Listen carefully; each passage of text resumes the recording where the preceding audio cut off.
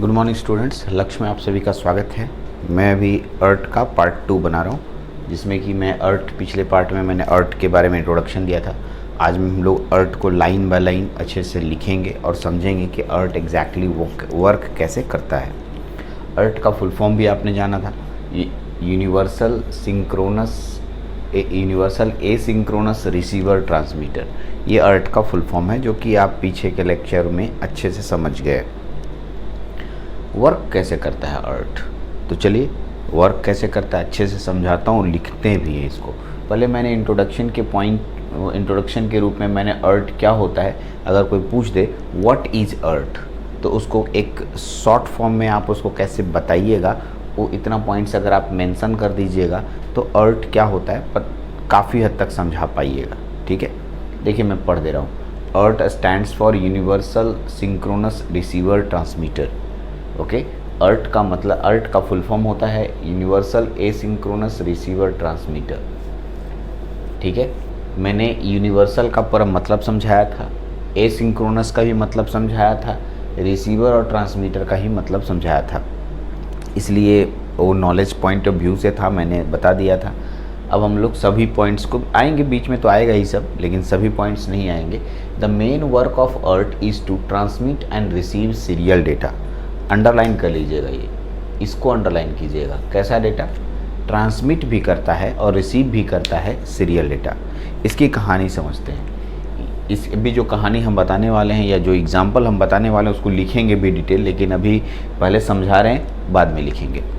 चलिए, हमने अर्थ पढ़ाते समय पिछले लेक्चर में आपको क्या बताया था कि यहाँ एक डिवाइस होगा और यहाँ एक डिवाइस होगा, दो डिवाइस होगा। ठीक है, अगर ये ट्रांसमिट कर रहा होगा तो यहाँ एक TX लाइन होगा और यहाँ एक RX लाइन होगा, मान लिया, तो ये इसके साथ कनेक्टेड होगा। ठीक, आप इतना जानते हैं। पहले तो ये समझिए कि इन दोनों के बीच में जो कम्युनिकेशन होगा वो सीरियली होगा। कैसा होगा? सीरियल होगा। ठीक है, लेकिन इसके पहले ये जानिए कि सर इसके पास डेटा आएगा कहाँ से, तो ये डेटा बस से कनेक्टेड होगा। किसके साथ कनेक्टेड होगा? Data bus. और ये किससे कनेक्टेड होगा? तो बहुत सारे डिवाइसेस हो सकते हैं। ये डिवाइसेस जो होगा वो सुनिए कौन कौन सा हो सकता है। माइक्रो प्रोसेसर हो सकता है, माइक्रो कंट्रोलर हो सकता है, कोई मेमोरी हो सकता है। कहाँ से आ रहा है मतलब मेन जहाँ भी डेटा रखा हुआ हो सकता है उससे ये ट्रांसमीटर कनेक्टेड होगा। यहाँ तक समझ गए? ये माइक्रो प्रोसेसर, माइक्रो कंट्रोलर और मेमोरी ट्रांसमीटर को पैरेलल डेटा देते हैं। सीरियल भी दे सकते हैं, पैरेलल भी दे सकते हैं, डजंट मैटर, लेकिन मुख्यतः पैरेलल डेटा देते हैं। कैसा डेटा देते हैं? पैरेलल डेटा देते हैं। ठीक, अब देखिए इस डिवाइस जो हम लोग अर्थ पढ़ रहे हैं, अर्थ के पहले यानी ट्रांसमिटिंग डिवाइस का काम क्या है? माइक्रो प्रोसेसर, माइक्रो कंट्रोलर या मेमोरी जैसे डिवाइसेस से पैरेलल डेटा रिसीव करना। क्या कर रहा है? पैरेलल डेटा को रिसीव कर रहा है। पैरेलल डेटा रिसीव करने के बाद उसको सीरियली कन्वर्ट करना। कैसे कन्वर्ट करना? सीरियल फॉर्मेट में, लेकिन उसका एक फॉर्मेट होगा, डेटा फ्रेम होगा। उस डेटा फ्रेम का जिक्र यहाँ किया गया है, आगे सुनिएगा, यही लिखा। ठीक है, सीरियल डेटा यहाँ तक समझ गए। अभी और आगे इसके रुकिए यहाँ पर और आगे पढ़िए, समझ में आ जाएगा। अर्थ ट्रांसमिट डेटा एसिंक्रोनसली, मतलब एसिंक्रोनसली ये डेटा ट्रांसमिट करता है। That means there is no any clock signal to synchronize transmitting and receiving data. यहाँ से यहाँ और यहाँ डेटा को सिंक्रोनाइज करने के लिए, ठीक है, कोई भी क्लॉक सिग्नल का प्रयोग नहीं होता है, इसलिए इसे एसिंक्रोनस ट्रांसफरिंग कहा जाता है। ठीक है, एसिंक्रोनस क्यों कहते हैं मैंने पिछले लेक्चर में बताया था, इसमें फिर से लिख के बता रहा हूँ। अब आइए, यहाँ से डेटा क्या किया था sir? Micro processor, micro controller, memory से क्या डेटा लेते थे? पैरेलल डेटा लेते थे। ये इसका पार्ट नहीं है, लेकिन इसको ये जानना, हम लोग को ये जानना जरूरी है कि ट्रांसमिटिंग सेक्शन डेटा कहाँ से लेता है और किस तरह का लेता है। तो ये माइक्रो कंट्रोलर, माइक्रो प्रोसेसर और मेमोरी से लेगा और पैरेलल डेटा लेगा। तो इस ट्रांसमिटिंग सेक्शन का काम क्या है? पैरेलल डेटा को सीरियल डेटा में बदलना और एक फॉर्मेट में बदलना। फॉर्मेट क्या है? इसके पास एक स्टार्ट और एक स्टॉप बीट लगाना होगा और बीच में डेटा फ्रेम होगा। कहने का मतलब ये होगा कि ये देख लीजिए, ये डेटा फ्रेम हो गया, इसको डेटा फ्रेम बोलेंगे। इसके शुरू और लास्ट में यहाँ और यहाँ ये स्टार्ट बिट लगाएंगे, ठीक है, स्टार्ट बिट लगाएंगे और यहाँ स्टॉप बिट लगाएंगे। स्टार्ट बिट और स्टॉप बिट, एक साइड स्टार्ट बिट और एक साइड स्टॉप बिट ये लगाएंगे, और बीच में डेटा फ्रेम हम लगाएंगे जितना बिट का होगा सीरियली, ठीक है। Bit are use to data packet, इसे डेटा पैकेट कहा जाता है। हम ये डेटा पैकेट बनाएंगे, ठीक है, विच define the beginning and end of the packet. Data packet मतलब ये, और ये डिफाइन करता है कि डाटा पैकेट यहाँ पर स्टार्ट हुआ और यहाँ ख़त्म हो गया। यानी दूसरे वाले रिसीविंग एंड को ये कैसे पता चलेगा कि डेटा कौन सा है, कितना है, कहाँ तक लेंगे, ठीक है। तो वो पैकेट, डेटा पैकेट इन डेटा पैकेट का स्टार्ट बिट और स्टॉप बिट से समझ जाएगा कि अच्छा स्टार्ट बिट और स्टॉप बिट के बीच का जो पोर्शन है वो मेरा डाटा है, और उसी को फिर वो पैरेलल या किसी और में कन्वर्ट करेगा। जैसे ये रिसीव किया, रिसीव करने के बाद ये पैरेलल फॉर्मेट में बदल कर फिर से माइक्रो प्रोसेसर, माइक्रो कंट्रोलर या मेमोरी जैसे डिवाइसेस को दे देता है। इस तरीके से पूरा वर्क होता है पूरा वर्क होता है हमारा किसका, अर्ट का, ठीक है।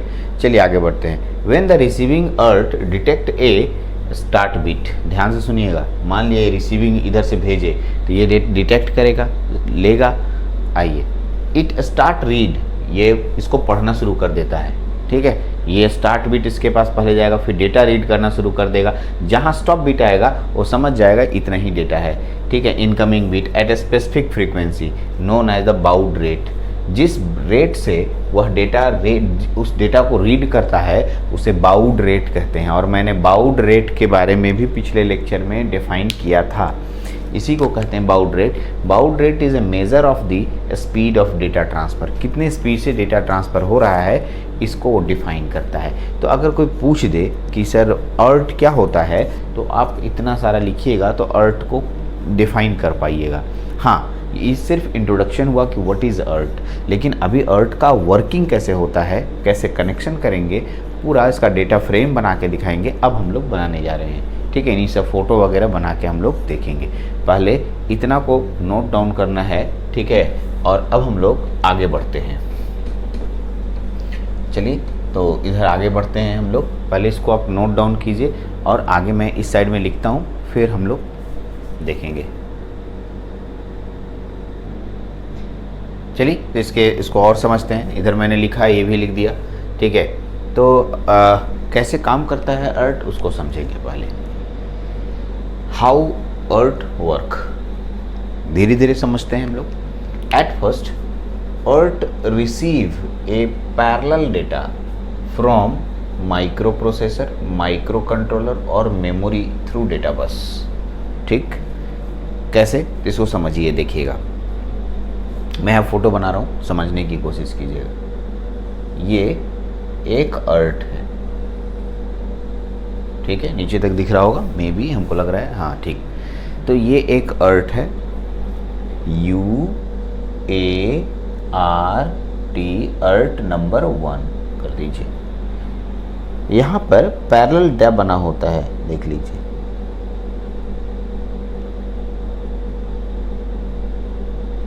इस तरीके से पैरेलल डेटा है। ये डेटा कहीं से आ रहा होगा, कहाँ से आ रहा है, माइक्रो प्रोसेसर, माइक्रो कंट्रोलर या मेमोरी से आ रहा होगा।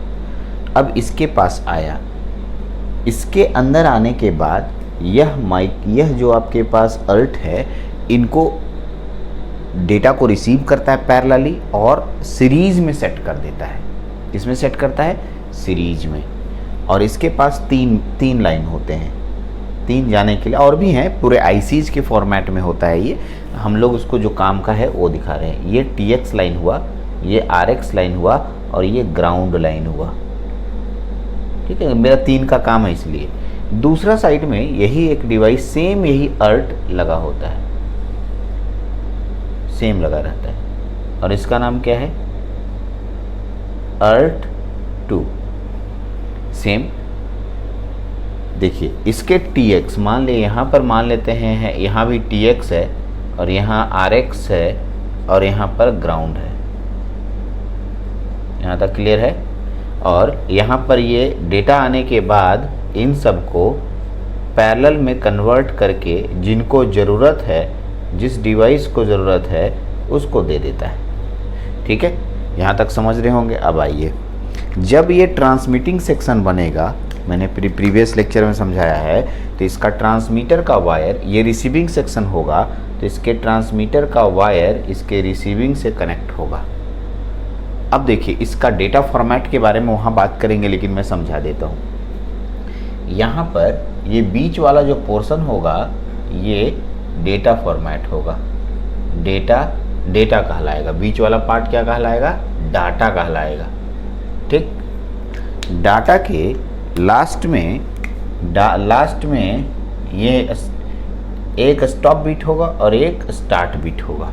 ये यहाँ पर जो होगा ये, और ये स्टार्ट बिट और स्टॉप बिट होगा, स्टार्ट बिट, और इधर क्या होगा?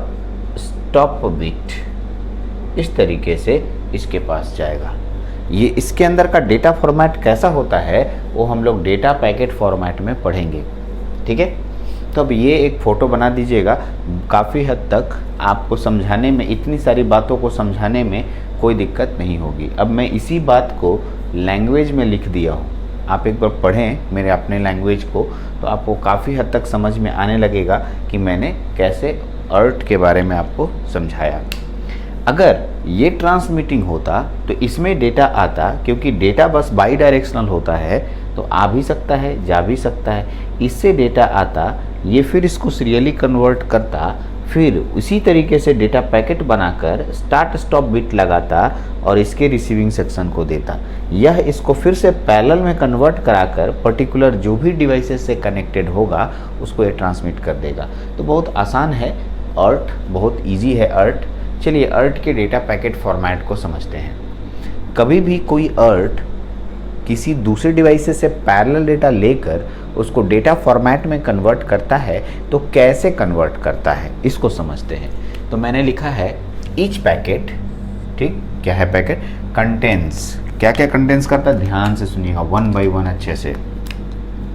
1 start bit, 5 to 9 bit data, 5 से 9 बिट डाटा बिट होता है, एक स्टार्ट बिट होता है, 1 पैरिटी बिट होता है इसमें। ये ऑप्शनल है। ऑप्शनल का मतलब आपकी मर्जी है, आप लें या नहीं लें। कहीं लिया भी जाता है, कहीं नहीं भी लिया जाता है। अगर नहीं लेंगे तो पर भी डेटा ट्रांसमिट होगा, लेंगे तो पर भी डेटा ट्रांसमिट होगा। हाँ, लेने से फ़ायदा होगा कि यदि एक कहीं पर गलती हो गई होगी डेटा में तो इसको ढूंढ लेगा। पैरिटी बिट, इवन पैरिटी और ऑड पैरिटी से पता चल जाएगा कि जो आपने डेटा ट्रांसमिट किया है वो डेटा सही डेटा है या नहीं है। ठीक, चलिए 1 स्टॉप बिट ये भी एक है, तो अंडरलाइन मैंने कर दिया। 1 स्टार्ट बिट, 1 स्टॉप बिट। चलिए देखिए, ध्यान से सुनिएगा। अब इसी को मैं फॉर्मेट के रूप में बना देता हूँ। देखिए ये आपके पास पूरा हुआ। यहाँ पर मैं ये ऐसे बना रहा हूँ, ये ऐसे बना रहा हूँ। बीच वाला जो पोर्शन होगा इसे हम लोग डेटा बिट कहेंगे। क्या बोलेंगे इसको हम लोग? Data bit. 5 to 9 bit data, इतना बिट का डाटा होगा। आप अपने अनुसार से, अपने आप नहीं, हाँ ज़रूरत के अनुसार से, ये अर्थ अपने अनुसार से 5 बिट का 5 या 6 या 7 या 8 या 9 बिट का डेटा बनाता है। इसीलिए इसका नाम यूनिवर्सल पड़ा था। आपको फर्स्ट लेक्चर में बताया था यूनिवर्सल क्यों, क्योंकि आप अपने मन से डेटा के बिट को यहाँ पर कॉन्फ़िगर कर सकते हैं। ठीक है, यूनिवर्सल यही एक ऐसा है जिसमें 5 बिट भी लगा सकते हैं, 6 बिट भी लगा सकते हैं, 7 बिट भी लगा सकते हैं, 8 बिट, यानी 5 to 9 बिट तक यहाँ हम लोग कॉन्फ़िगर चेंज कर सकते हैं। जो शुरुआत में यहाँ लगेगा ये कहलाएगा स्टार्ट बिट। क्या कहलाएगा? Start bit. एक बिट होगा इसमें, 1 स्टार्ट बिट। कितना? 1 start bit, 1 start bit. 5 to 9 data bit हो गया। यहाँ पर 2 पार्ट होगा। यहाँ लिख देंगे 1 पैरिटी बिट। पैरिटी बिट, ये पैरिटी बिट ऑप्शनल है, लगाना चाहते हैं लगाइए, नहीं लगाना चाहते हैं कोई फर्क नहीं पड़ता है। ठीक है, यहाँ पर 1 ठीक है, स्टॉप बिट लगाते हैं, स्टॉप बिट लगाते हैं। कहीं कहीं 2-2 स्टॉप बिट यूज किया जाता है, बट 2-2 स्टॉप बिट की ज़रूरत नहीं पड़ती है, कम अब एक ही स्टॉप बिट से काम हो जाता है, तो इसी को आप मान के चलें। तो ये पूरा जो है डेटा फॉर्मेट कहलाता है, डेटा पैकेट फॉर्मेट कहलाता है, जो कि अर्ट के द्वारा भेजा जाता है। एक ट्रांसमिटिंग अर्ट जब किसी रिसीविंग अर्ट को भेजता है तो इसी फॉर्मेट में भेजेगा तो ही वो समझ पाएगा, अदरवाइज वो समझ नहीं पाएगा या गलत डेटा समझ पाएगा। ठीक है, इसलिए इस फॉर्मेट को नहीं भूलना है। एग्ज़ाम में ऑब्जेक्टिव क्वेश्चन डेटा फॉर्मेट से दे सकता है कि भाई इसमें कौन कौन से फॉर्मेट होते हैं, इसके फॉर्मेट को पूरा बताएं। तो ये हो गया पूरा अर्ट का पार्ट। तो अर्ट अच्छे से आपने देखा कैसे अर्ट काम करता है। अर्ट, ठीक है, इसमें एक एक बातों को मैंने समझाने की पूरी कोशिश की। ठीक है, इसकी कुछ खास बातें हैं, एडवांटेज, डिसएडवांटेज, कुछ खास बातें हैं, उसको भी हम लोग थोड़ा मेंशन कर लेते हैं। ठीक है, एडवांटेज क्या होता है, डिसएडवांटेज क्या होता है, इसको भी देखते हैं हम लोग। ठीक है, चलिए एडवांटेज पे बात करते हैं। मैं एडवांटेज को ऐसे ही लिख रहा हूँ। ठीक है, एडवांटेज क्या है, इट यूज ओनली 2 वायर्स। सही बात है, 2 ही वायर से हो जाएगा। एडवांटेज पे आते हैं, यहाँ देखिए लिख रहे हैं advantage, it use only 2 wires. 2 wire से काम चल जाएगा, सीधा सा बात है। देखिए ना, 2 वायर जोड़ दिए, लो भाई तुम रिसीव सेंड कर रहे हो, तुम रिसीव करो। ठीक है, no clock signal is, clock signal की ज़रूरत नहीं पड़ेगी। क्लॉक सिग्नल अलग से, नहीं तो क्लॉक सिग्नल बना के हम लोग को ऐसा डिवाइस रखना होगा जो क्लॉक सिग्नल जनरेट करता है। No clock signal needed, no clock signal needed, ज़रूरत नहीं है क्लॉक सिग्नल की इसमें। तीसरा इसका एडवांटेज है, has a parity bit, has a parity bit for checking error को चेक करने के लिए इसमें पैरिटी बिट भी होता है। ये भी एक खास अच्छा एडवांटेज है। ठीक है,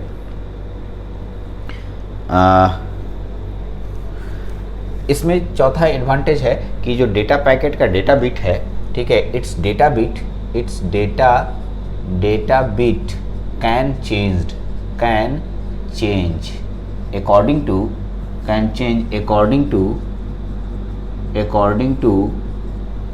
टू डिवाइस के अनुसार इनके पैकेट्स को के डेटा को चेंज किया जा सकता है। 8 बिट के फॉर्मेट में बना सकते हैं, 6 बिट के डेटा बिट फॉर्मेट बना सकते हैं, 5 बिट के डेटा बिट फॉर्मेट बना सकते हैं, ये कर सकते हैं। ठीक है, ये 4 इसका एडवांटेज हुआ। एडवांटेज को अच्छे से नोट कीजिए। तो आप सोच रहे होंगे कि इसका कुछ डिसएडवांटेज भी होगा, तो एकदम है सर। डिसएडवांटेज पे देखिए क्या क्या खास बात आएगा। डिसएडवांटेज लिख लीजिएगा पहले ही पर। डिसएडवांटेज पहला, 9 बिट से ज़्यादा का ज़रूरत पड़ा तब तो कोई उपाय नहीं है। ठीक है, ये कितना बिट तक होता है, 5 से 9 बिट के बीच में होता है। ठीक है, लिखेंगे the size of data bit is not greater than 9 bit. 9 bit से ज़्यादा इसमें डेटा बिट फॉर्मेट नहीं हो सकता है। 9 बिट से ज़्यादा इसमें, ठीक है।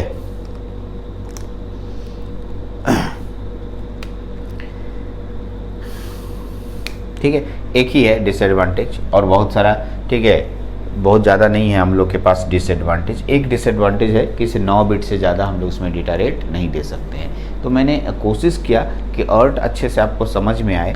ठीक है, अर्ट का कम्युनिकेशन समझ में आए कि डेटा कैसे हम लोग भेजते हैं एक अर्ट से दूसरे अर्ट के बीच में।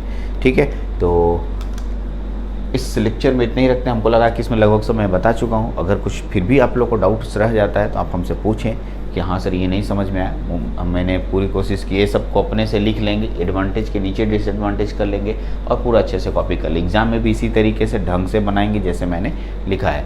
मैंने पिछले लेक्चर में पूरा समझा दिया था, बट इस लेक्चर में और अच्छे से इसको लिख कर समझाया। तो इस लेक्चर में ही इतना ही, अर्ट यहाँ पर ख़त्म होता है। चलिए अगले टॉपिक की में बात करेंगे। Thank you very much.